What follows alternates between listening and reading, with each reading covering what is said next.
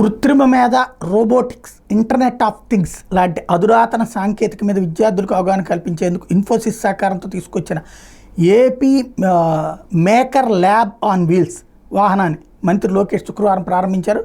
మంగళగిరిలో ఈ వాహనం పాఠశాలలకు వెళ్ళి పిల్లలకి పలు అంశాల మీద అవగాహన కల్పిస్తుంది. తర్వాత రాష్ట్ర వ్యాప్తంగా ఇట్లాంటి వాహనాలను అన్ని బళ్ళకి పంపబోతున్నారు.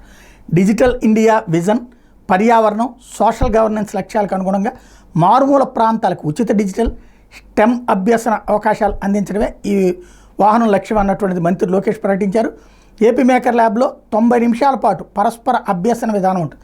తర్వాత విద్యార్థుల ఆసక్తిని అనుసరించి ఇన్ఫోసిస్ స్ప్రింగ్ బోర్డ్ ప్లాట్ఫామ్ ద్వారా ఉచితంగా వివిధ కోర్సులు నేర్చుకోవడానికి అవకాశం కల్పిస్తారు.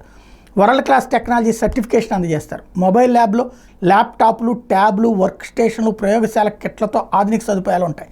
ఈ కార్యక్రమం ప్రతి 3 నెలలకి 4,800 మంది విద్యార్థులని చేరుకోవాలని లక్ష్యంగా పెట్టుకున్నారు. రోజు 20 మందితో కూడిన 4 బ్యాచ్లకి అవగాహన కల్పిస్తారు. దీనికోసం ఇన్ఫోసిస్ సంస్థ 5 కోట్ల విలువ గల ల్యాబ్తో కూడిన బస్సు ఏర్పాటు చేయడంతో పాటు ఏటా నిర్వహణ వ్యయం కింద 40 లక్షలు ఖర్చు చేయబోతోంది. విద్యార్థులకు కోర్సు కంటెంట్తో పాటు శిక్షణ అందించబోతోంది. ఒక్క విద్యార్థికి సగటున 1,500 రూపాయలు ఖర్చు చేస్తుంది.